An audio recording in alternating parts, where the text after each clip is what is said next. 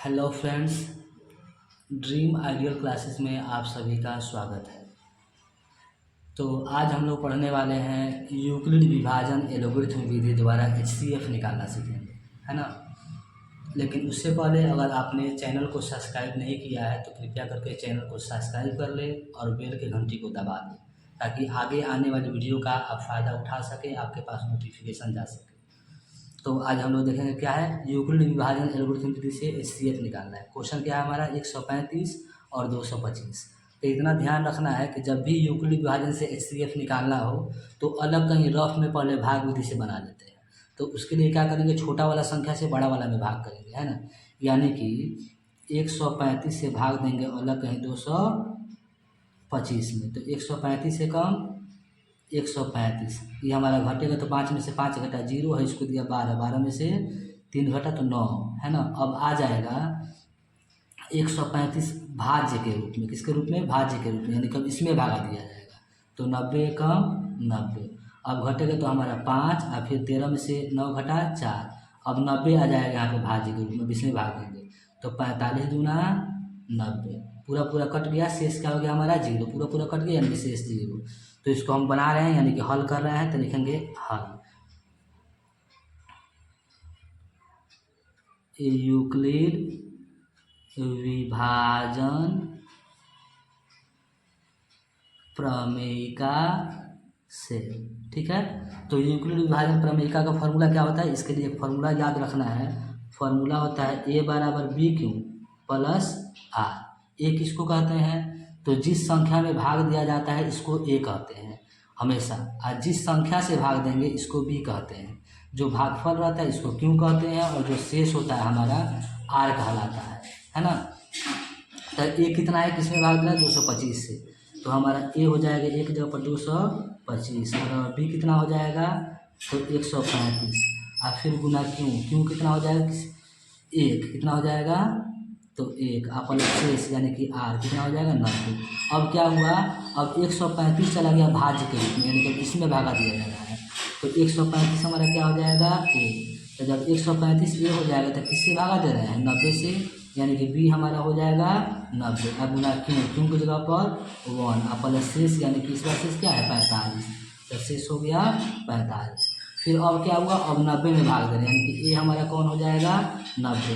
जब 90 ए हो जाएगा तो इस टाइम में बी कितना है, किससे भाग दे रहे हैं तो 45 से, तो बी हमारा हो जाएगा 45 और फिर गुना क्यू, क्यू कितना है जी तो 2 और प्लस शेष यानी कि आर, आर कितना है 0।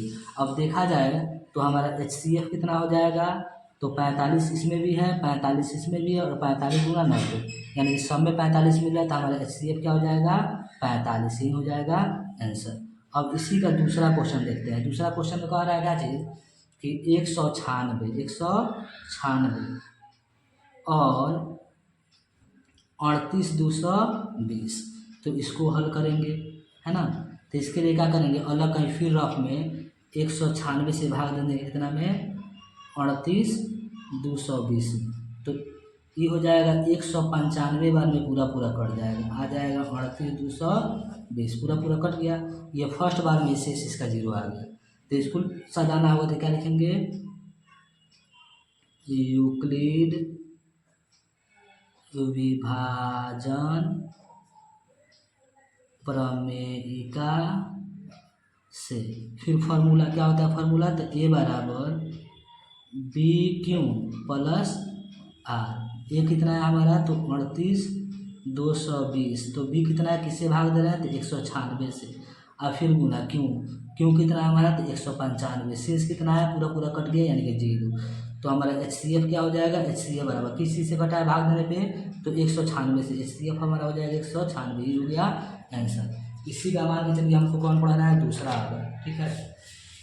तो दूसरा के लिए हम क्या करेंगे, दूसरा तो हो गया, अब तीसरा 3 नंबर क्वेश्चन नंबर 3 में क्या कह रहा है, 3 में कह रहा है 867 और 255 तो यहाँ पे लिखने का चीज़ हल लिखेंगे,